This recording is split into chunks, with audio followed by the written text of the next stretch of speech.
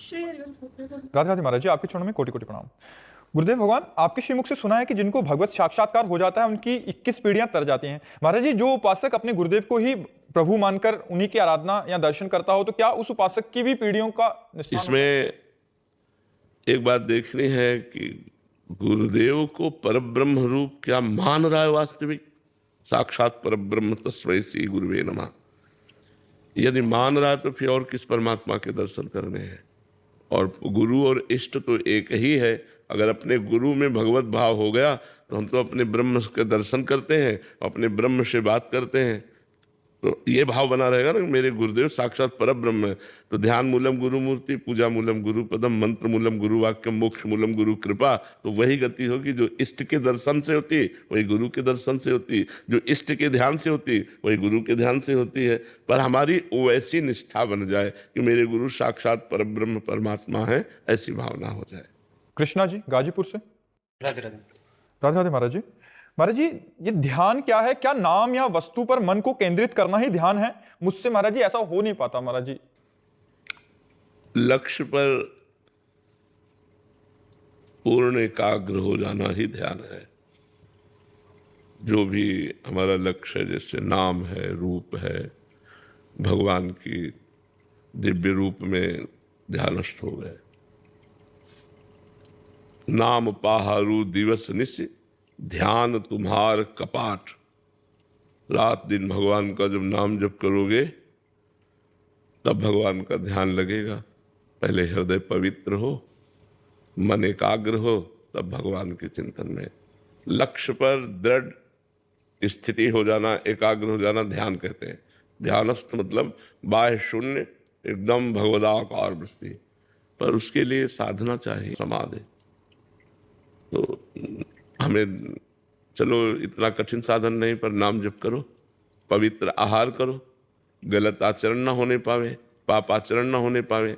धीरे धीरे मन को एकाग्र करो। लक्ष्य से मन हटे, फिर उसे घसीट के लक्ष्य पर लाओ। बार बार ऐसा करोगे तो अभ्यास के द्वारा हमारा चित्त, हमारा मन परमात्मा में लगने लगेगा। परमात्मा में लगना ही ध्यान है, प्रभु में लग जाना ही ध्यान है। एकाग्र, जैसे वैसे भी किसी कार्य के लिए कहते ध्यानपूर्वक कीजिए, तो ध्यानपूर्वक करने का मतलब एकाग्रता पूर्वक कीजिए। आप अपनी वृत्ति को बाहर मत जाने दीजिए, जो कार्य कर रहे हैं उसे ध्यानपूर्वक कीजिए। तो ध्यान का तात्पर्य होता है एकाग्रता, अपने लक्ष्य पर स्थित हो जाना। समझ पा रहे हैं आप? तो नाम जप कीजिए, पवित्र आहार कीजिए, शास्त्र स्वाध्याय कीजिए, सत्संग कीजिए, तो धीरे धीरे हृदय हमारा ध्यान की तरफ जाने लगेगा। महाराज जी, मैं राम जी का नाम जप करता हूँ। तो हाँ, बहुत बढ़िया। तो महाराज जी, कोई मंत्र भी है राम जी के लिए या तो राम नाम? राम राम जपो, बस राम राम जपो। ये महान सामर्थ्यशाली है। नाम जपते रहो, विश्वास करो और नाम जप करते रहो। ठीक है। गोस्वामी तुलसीदास जी कह रहे, भगवान शंकर को साक्षी करके कहता हूँ कि जो 2 अक्षर राम माँ, ये मेरे माई बाप है, इसी से मुझे सब कुछ प्राप्त हो गया है। तो सब कुछ प्राप्त हो जाएगा। भगवान के नाम में लगो। ठीक है। भगत सिंह जी राधा वल्लभ श्री हरिवंश महाराज जी। गुरुदेव भगवान, आपके चरणों में कोटि कोटि प्रणाम। महाराज जी, आपके एकांतिक प्रवचन सुनने एवं प्रेरणा से भक्ति भाव, भजन व नाम जप के साथ ग्रस्त के दायित्वों का निर्वहन करते हुए संसारिक इच्छा रखना आध्यात्मिक कल्याण मार्ग में बाधक है क्या? संसारिक इच्छाएं भी है और भक्ति मार्ग भी शुरू कर दिया। वैसे अध्यात्म का स्वरूप है इच्छा रहित हो जाना, पर हम इच्छा सहित ही अध्यात्म में कदम रखते हैं। अध्यात्म ही हमें इच्छा रहित करता है। सब कोई जो चलता है तो इच्छा सहित ही चलता है, और अध्यात्म का जब रंग छाता है तो इच्छा रहित हो जाता है। तो हमारी जो लौकिक इच्छाएं हैं उनका भी आदर है अध्यात्म में।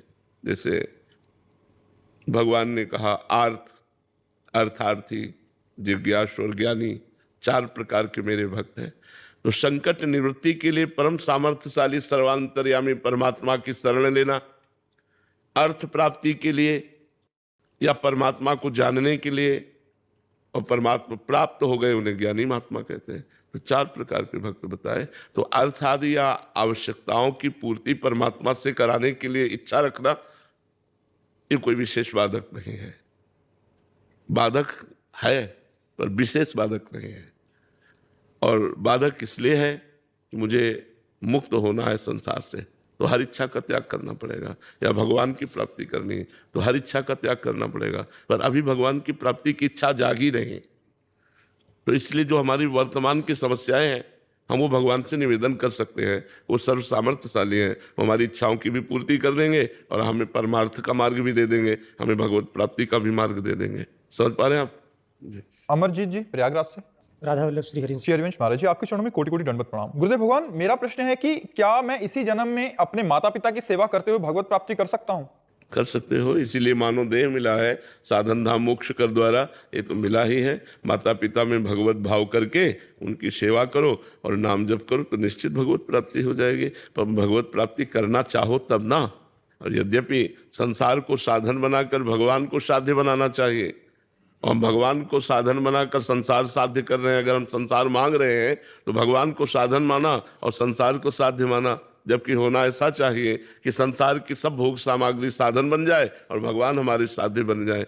तो लक्ष्य तो माता पिता की सेवा करके, समाज की सेवा करके, नाम जप करते हुए हम पूर्ण कर सकते हैं। पर लक्ष्य हमारे अंदर बने तब ना कि मुझे भगवत प्राप्ति करनी है।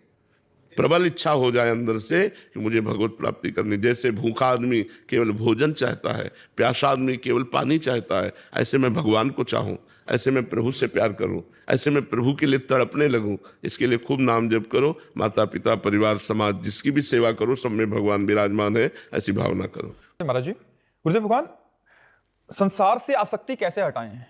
भगवान में आसक्ति होने पर संसार की आसक्ति स्वयं नष्ट हो जाती है।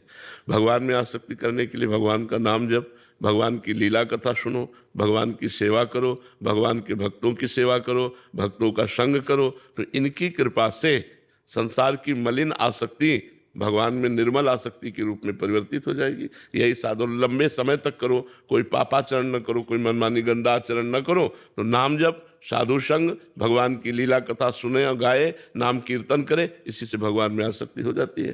जो नवधा भक्ति है ये भगवान की आसक्ति के लिए ही तो है। खूब भगवान का भजन करो तो भगवान में आसक्ति हो जाएगी।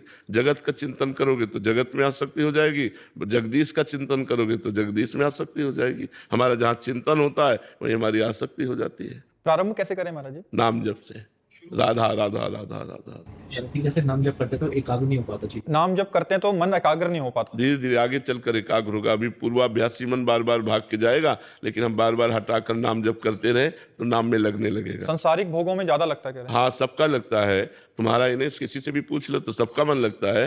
तो जैसे पानी की ढलान ऐसे होती है, जिधर ढलान होगी उधर जाएगा। ऐसे मन मना कष्टान इंद्रियाणि प्रकृति स्थान कर सकती। ये माया की तरफ ज्यादा जाता है मन, परमात्मा की तरफ जबरदस्ती लगाना होता है, माया की तरफ स्वाभाविक जाता है। जैसे ढलान की तरफ पानी स्वाभाविक जाएगा, ऊपर चढ़ाने के लिए यंत्र की आवश्यकता है, ऐसे मन को भगवान में लगाने के लिए मंत्र की आवश्यकता है। नाम और मंत्र के सहारे हम इसे परमात्मा में लगा देते हैं। समझ पाए? गुरुदेव, भजन में इतना विक्षेप क्यों डालती है गुरुदेव? हम भजन करना चाहते हैं। भजन में बहुत विक्षेप माया डालती है, हम करना चाहते हैं बट हाँ, हम ये स्वीकार करते हैं आपकी बात की, माया विक्षेप डालती है, लेकिन इसी को जीत जाए तो परमात्मा की प्राप्ति हो जाए। तो उसको सहो। भगवान ने कहा है, देखो माया का विघ्न क्या है? आकर्षण, भोगों का आकर्षण, पुत्र पति का आकर्षण, धन का आकर्षण, मान प्रतिष्ठा, वो आकर्षित करती है, हमारे मन को लुभायमान करती है। उसे हमें काटना है। नहीं नहीं, मुझे भगवान चाहिए, मुझे प्रिया प्रीतम चाहिए, ये नहीं चाहिए मुझे प्रिया प्रीतम। बार बार हम अपने मन की जो आसक्ति संसार की तरफ है उसको विवेक के द्वारा काटें तो धीरे धीरे धीरे धीरे भगवान की कृपा से हमारा मन अनासक्त होने लगता है। ऐसा नहीं कि 2-4 महीने में हो जाएगा, लंबे समय तक हमको अभ्यास करना होगा। और भगवान के भरोसे रहेंगे ना तो मामे वे प्रपद्यन्ते माया में ताम तरन्ते, जो मेरी शरण में हो जाता है उसे मैं माया से पार कर देता हूँ। तो मुझे विश्वास रखना चाहिए कि मेरे भगवान मेरा सहयोग करेंगे और ये माया के विक्षेपों का हरण करके मुझे वो स्वयं प्राप्त हो। महाराज जी, कबड्डी की खेल की तरह हो जाता है कि मतलब एक बार परास्त कर दिया फिर ऐसा लगता है कि उत्साह रहित हो गए, फिर वही। लेकिन इसमें हारना नहीं चाहिए, इसमें हारना नहीं चाहिए। हार करके भी हमें जीतना है, हमें चलना है। उसमें कैसे संभाला जाए? हार कर भी फिर से कैसे संभाला जाए जब माया पटक दे? क्योंकि पटकन होती है। किसी को गिरते हुए देखा है? गिरते हुए देखा? किसी को फिसलते हुए देखा होगा? उसकी एक्टिंग क्या होती है? वो सबसे पहले आसपास देखता, कोई देखा तो नहीं। अगर किसी ने देख लिया तो मुस्कुरा देता है, यार गिर गए। नहीं, बस ऐसे ही है। आसपास देखो, किसी ने देखा तो नहीं, फिर अंदर से यार गिर गए। अब फिर हमें खड़ा होना है और चल देना है। वही गिरा नहीं पड़ा रहता कि यार गिर गए तो भी यहीं पड़े रहे, फिर झरिया दिया और फिर चल दिए। तो ऐसे ही माया हमको गिराती, काम क्रोध लोभ मोह मद मत्सर, ये उसके फिसलन है। किसी में फिसल गए तो यार मुस्कुरा दोगे, यार गिर गए, चूक हो गए, सॉरी, फिर आगे बढ़ो। ये तो वीरों का मार्ग है। ऐसा थोड़ी कि गिर गए तो निराश हो गए, उत्साह हो, हीन हो गए, ऐसा नहीं। गिर गए तो फिर खड़े हो, फिर दौड़ लगाओ, फिर अपनी मंजिल को प्राप्त करो। बिना लक्ष्य प्राप्ति के हमारे कदम रुकने नहीं चाहिए। भले गिरना कोई आश्चर्य की बात नहीं, लेकिन गिरकर पड़े रहना ये आश्चर्य की बात है। अपने लक्ष्य तक न पहुंच पाना, अपने गोल तक न पहुंच पाना, ये कायरता है। गिर गए ठीक है, लेकिन हम फिर दौड़ लगाते हैं। हमारा गिर जाना स्वाभाविक है, क्योंकि शिव विरंचिका मोही, बड़े बड़े ईश्वर कोटि के महापुरुषों को मोहित करने की सामर्थ्य माया रखती है। शिव विरंचिका मोही को है बपुराण, अस जिए जान भजी मायापति भगवान। तो हम तो जीव हैं, ये ईश्वर कोटि के जनों को भी माया लुभायमान कर लेती है। इसलिए हमको निराश नहीं होना, उदास नहीं होना, हताश नहीं होना, आगे बढ़ते ही जाना चाहिए। अंकिता जी कर्नाटक से। राधे राधे महाराज जी। महाराज जी, यदि हम किसी कर्म का फल शरणागति भाव से स्वीकार करते हैं तो उसके बाद मन में कई बार ये प्रश्न उठता है कि शायद इससे मैं और ज्यादा अच्छा कर सकती थी, अपना कर्तव्य पूर्ण रूप से करने से चूक गए। महाराज जी, शरणागति में ऐसा भाव आना चाहिए क्या महाराज जी, कि और अच्छे से हो जाता? हम उसको स्वीकार नहीं कर पाते उस समय कि ये जो किया प्रभु ने। तो ठीक है, अगली बार से और अच्छा कर लीजिएगा। और अगर शरणागत का भाव पूछिए तो प्रभु ने जैसा कराया वैसा हो गया, अब आगे जैसा कराएंगे वैसा हो जाएगा। मैं और अच्छा कर सकती हूँ, ये अहम की बात है, लेकिन प्रभु इससे अच्छा भी करा सकते हैं, ये शरणागत की बात है। अगर शरणागत हो तो हर बात में प्रभु को लाओ। प्रभु को जैसा कराना था वैसा करा दिया, आगे जैसा कराना होगा वैसा करा लेंगे। ये शरणागत की भाषा है। और अहंकार की भाषा है कि ये क्या मैं इससे अच्छा भी कर सकती थी, अच्छा करूँगी, ये संसारिक पुरुष की भाषा है। लेकिन वो शरणागत की भाषा है। यदि भगवान की शरण में हो, जैसा उन्होंने कराया, अब आगे और अच्छा कराना चाहेंगे वो करवा लेंगे। उनके भरोसे रहकर नाम जप कीजिए और अच्छे कर्म कीजिए। आशा कुमारी जी। श्री हरिवंश महाराज जी। महाराज जी, हमें अपने चिंतन में ये रखना चाहिए कि शरीर त्यागने के बाद हमें वैकुंठ वास मिले या ब्रजवास मिले। वैसे हमें इन दोनों बातों का चिंतन नहीं करना चाहिए। हमें वर्तमान में चिंतन करना चाहिए कि हम 1 मिनट भी चिंतन न छोड़ें।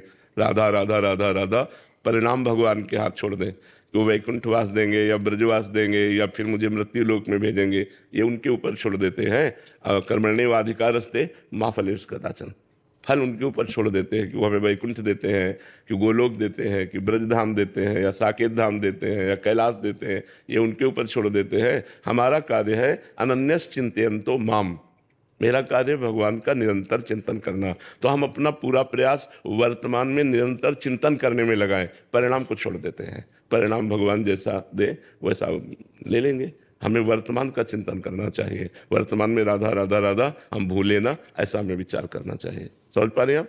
महाराज जी, क्या भक्त के हृदय में ऐसी आकांक्षा तो होती है कि वो अपने प्रभु का सानिध्य जहां देखो, जब पूर्ण शरणागति हो जाती है तो कोई आकांक्षा नहीं रहती। नरक में रखो, स्वर्ग में रखो, वैकुंठ में रखो, तुम्हारी गरज हो जहां रखो। यत्र यत्र मम जन्म कर्म भीर नारके परमे पदे थवा, राधिका रत निकुंज मंडली तत्र तत्र हृदय में विराजताम। ये हरिवंश महाप्रभु कह रहे हैं। यत्र यत्र मम जन्म कर्म भीर, मेरा कर्म के अनुसार जन्म हो, चाहे नरक भेजो, चाहे वैकुंठ भेजो, चाहे परम पद भेजो, मुझे इसकी कोई चाह नहीं। चाह एक है, आप मेरे हृदय से कभी विस्मृत न हो। हे लाडलीजू, आप अपने परिकर के सहित मेरे हृदय में स्फुरित होती रहो, फिर मुझे नरक भेजो, वैकुंठ भेजो, इससे भी कुछ। महाराज जी, यही बात भगवत रसिक जी भी आप हाँ, नरक स्वर्ग पवर्ग आस नहीं त्रास है, जा राखो ता रहो मान सुख रास से। ये जब उच्च कोटि की शरणागति हो जाती है तो दर्शन दे, ये भी बात नहीं रहती। वो भजन में इतना आनंद में डूबा रहता है कि भगवान खुद उसका पिंड नहीं छोड़ते, तो वो दर्शन की भी मांग नहीं करता। उसके नेत्रों में पी मूर्ति नयनन बसे तेहि रस राय समाए, ये लक्षण सुन प्रेम के और न कुछ सुहाए। सब कुछ उसे प्राप्त हो जाता है, वो चाहे क्या, मांगे क्या। अब जो सिद्ध भक्त होते हैं, भगवान मान लो पूछ भी लिए कि आपको क्या चाहिए, तो भगवान से पूछते हैं कि आप बताओ आपको क्या चाहिए आपको क्या चाहिए, क्या सेवा करूं, मुझे आपसे कुछ नहीं चाहिए। वो इतना तृप्त कर देते हैं अपने जन को कि लोक पर लोक की कोई चाह नहीं रह जाती। जहां जैसे रखो तुम्हारी मौज प्यारे, मैं आपका हूं, जो जो प्यारो करे कोई मोहि भावे। अनु जी। राधे राधे महाराज जी। महाराज जी, जब किसी साधक के हृदय में कोई आध्यात्मिक इच्छा हो और उसे प्राप्त करने हेतु साधना के प्रयास के पश्चात भी वो पूर्ण ना हो, तो साधक को क्या करना चाहिए? नाम जप करना चाहिए। नाम जप का प्रयास जारी रखना चाहिए। आज नहीं हम सफल हो पा रहे तो हम आगे सफल हो जाएंगे, क्योंकि हमारे साथ भगवान है। हमारी सफलता निश्चित है, विजय हम निश्चित प्राप्त करेंगे। आज हमसे पूर्ण अभ्यास नहीं हो पा रहा तो कल हम जरूर कर लेंगे। हम ऐसे भावना में रहें, ऐसे विश्वास में रहें और प्रयासरत रहें, कभी निराश नहीं, हताश नहीं, उदास नहीं। ये इस मार्ग में ऐसे नहीं चला जाता, ये सफलता नहीं मिली तो निराश हो गए, उदास हो गए, हताश नहीं। अतिशय रगड़ करे जो कोई तो अनल प्रगट चंदन ते होए। अगर अधिक रगड़ कर दी जाए तो चंदन शीतल होता है लेकिन आग पैदा कर देगा। तो अभ्यास के द्वारा हम क्या नहीं कर सकते। हम आज अभ्यास कमजोर है हमारा तो हम असफल होते जा रहे हैं, लेकिन हम सफलतापूर्वक अभ्यास करेंगे, हम आगे निकलेंगे। हमको निराश उदास हताश नहीं होना है, हमें प्रयासरत रहना है। बिल्कुल असफलता हमें नहीं छू सकेगी।